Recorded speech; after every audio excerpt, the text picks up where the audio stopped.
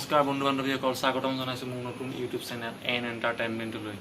আজি এটা বিশেষ বিষয় লৈ আপোনালোকৰ মাজলৈ এটা নতুন ব্লগ লৈ আহিছোঁ। আচলতে বিষয়টো ইমান বিশেষ নহয়, কিন্তু মই বহুত দিনৰ পৰা ভাবি থকা এটা বিষয় আপোনালোকৰ মাজলৈ লৈ আহিবলৈ চেষ্টা কৰিছোঁ। আচলতে এজন মোৰ ফ্ৰেণ্ড আছে, যাৰ ঘৰ মোৰ পৰা ইমান দূৰত নহয়, যাক মই সৰুৰ পৰা দেখি আছোঁ, যি ইতিমধ্যে BSc কমপ্লিট কৰিছে, অনাৰ্ছ ইন জুলজি, তাৰ উপৰিও ITI কমপ্লিট কৰিছে। কিন্তু লকডাউনৰ দৰে এনে এক বিভীষিকাময় পৰিস্থিতিৰ ফলতো অন্যান্য লোকৰ দৰে চৰকাৰী চাকৰি বিচাৰি হতাশ হৈ বহি থকাৰ পৰিৱৰ্তে নিজেই নিজস্ব কষ্ট আৰু সংগ্ৰামে এখন বিশাল বাৰী গঢ়ি তুলিছে, য'ত বিভিন্ন ধৰণৰ শাক পাচলিবোৰ আৰম্ভ কৰি ফল মূলো উৎপাদন কৰা দেখা গৈছে।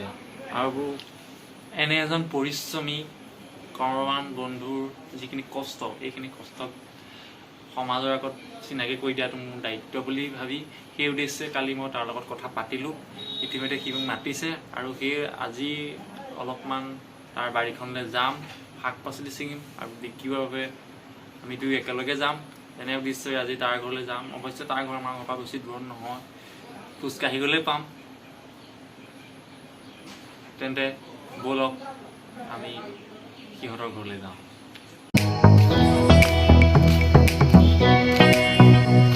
আহি আমি বিতুহঁতৰ ঘৰ পালোহি। সি চাগে ই ৰেডি হৈ আছে, সেয়া পথাৰলৈ যোৱা দেশে ৰেডি হৈ আছে, কাৰণ ই বেছি সময় নষ্ট নকৰে। মানে এইটো মোৰ লগৰ ল'ৰা হয়, নাম বিতুপন দত্ত। অৱশ্যে মানে কাম কৰিবলৈ লাজ নকৰালোঁ। একচুৱেলি সি এতিয়া BSc কমপ্লিট কৰিলে, তাৰ উপৰিও ITI কমপ্লিট কৰিলে। তেন্তে ব'লক আগবাঢ়োঁ আমাৰ নিজস্ব কাৰ্যসূচীৰ ফালে।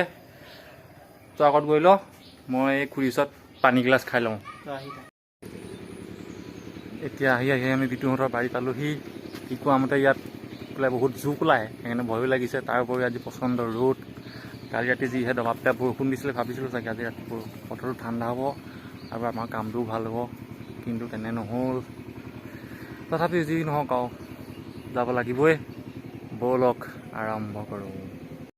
এতিয়া মই বেক কেমেৰাৰ জৰিয়তে আপোনালোকক সমগ্ৰ বাৰীখন দেখাবলৈ চেষ্টা কৰিম। আচলতে এইখন ইমান সৰু বাৰী নহয়। জিকা, ভেন্দি, তৰৈ, দাংবডি, টেঙামৰা, তিয়ঁহ ইত্যাদিৰ পৰা আৰম্ভ কৰি বিভিন্ন ধৰণৰ শাক পাচলি ইয়াত পোৱা যায়। এইখন হৈছে বাৰীখন, এইটো পুখুৰী। এই আগত আমি সৰুতে বৰশী বা মনত আছে এতিয়াও, কিন্তু এতিয়া ইয়াত জাবৰ চাবৰ পৰি পেলাই হয়তো এইটো পোত খাই গৈছে।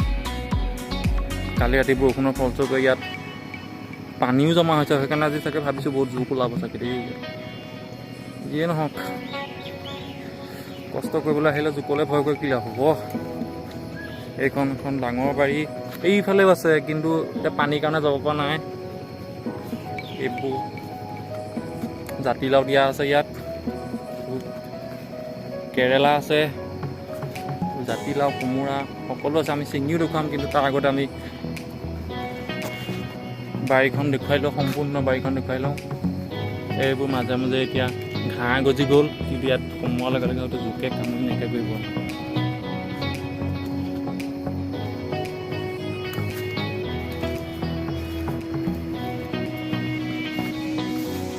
বিতু ইয়াতে আছে, ইয়াক আগতে পঠিয়াই দিলোঁ আমি। এই বস্তু ছিঙি আছে। আমাৰ কাম আৰম্ভ কৰিবলৈ আগত আমি সমগ্ৰ বাৰীখন দেখাই লওঁ।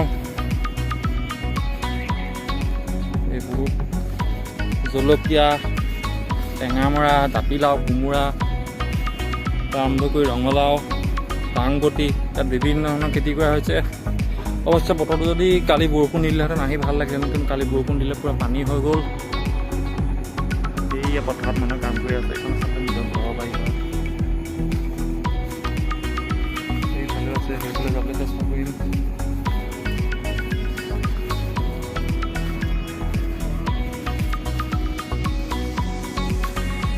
ইয়াত টেঙামৰা, যিটো আদৰ সঁচাকৈ বেছি শাক পাচলিৰ ভিতৰত দাইলত দি খাবলৈ মজা।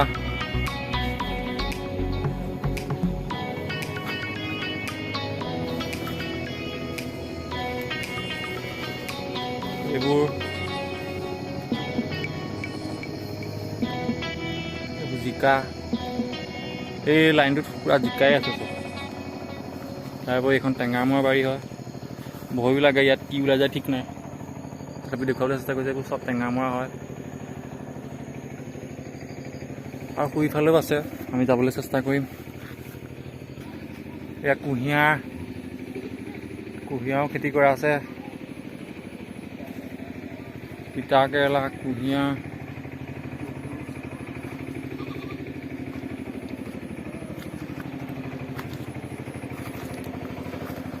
এই চাইডেও আছে কিবা কিবি গছ।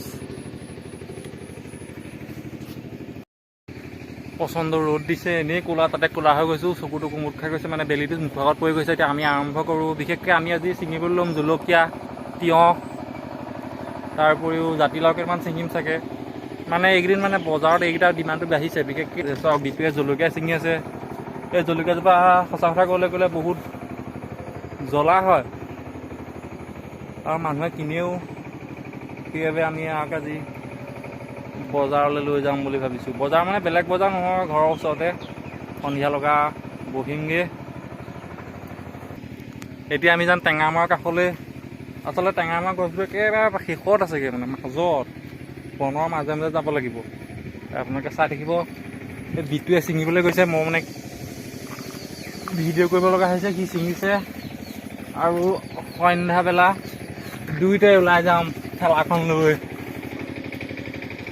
শাক পাচলি বিকিবলৈ। এতিয়া টেঙামৰা ছিঙিছে। আচলতে টেঙামৰাৰ কথাটো সকলোৱে জানেই ন, এইটো বস্তু খাই কেনেকুৱা লাগে। একচুৱেলি দালি দিলে খাই কেনেকুৱা লাগে সকলোৱে জানেই। এইখন দেখিছে টেঙামৰা, সকলোতকৈ বেছি টেঙামৰা আছে বুলি ক'লেও বেয়া নহয়। মানে যথেষ্টখিনি আছে ইয়াত টেঙামৰা। আৰু আমি আজি সেই বজাৰলৈ লৈ যাম বুলি ভাবিছোঁ। এতিয়া ইয়াত দাংবডি, এই লাইনটো দেখিছে নহয়, এইটো দাংবডি লাইন হয়। এই টেঙামৰা কাষতে আছে, সি দাংবডি ছিঙি আছে।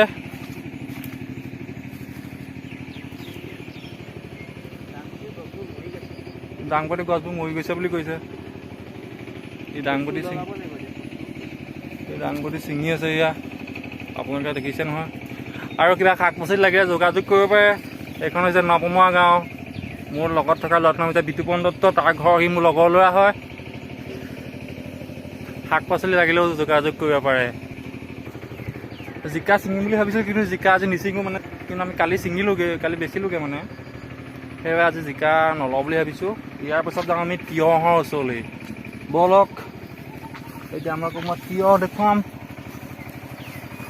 এই তিয়ঁহ ছিঙিছে, পানীৰ কাৰণে অলপ প্ৰব্লেম হৈছে। এইবোৰ তিয়ঁহ হয়, ঘৰৰ মাল হয়, অভিয়াছলি ভাল হ'ব। ইয়াত কোনো সাৰ প্ৰয়োগ কৰা নহয়। ইয়াত পূৰা নিৰ্ভেজাল বুলি ক'লেও বেয়া নহ'ব।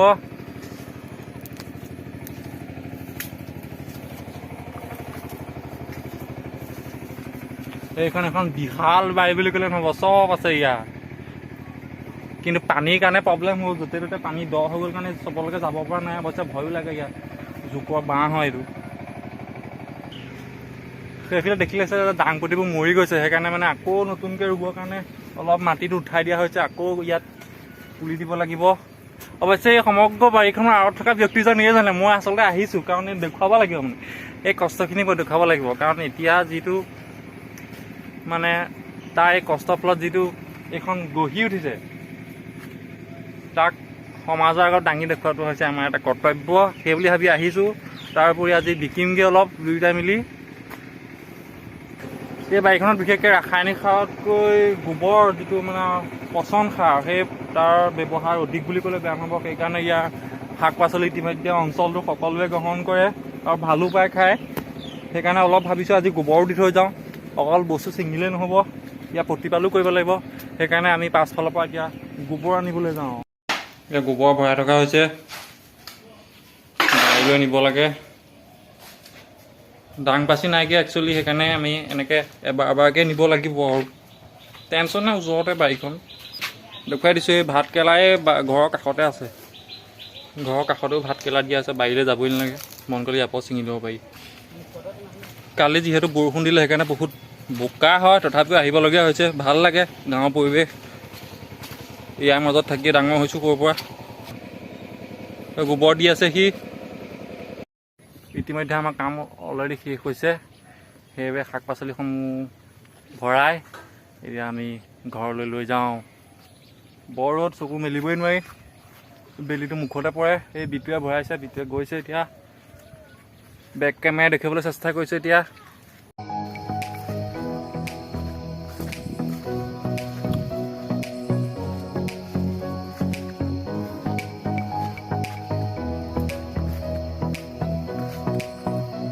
এই পথাৰত পানী হৈ গ'ল, তামাম মাছ জঁপিয়াই ফুৰিছে ইয়াত।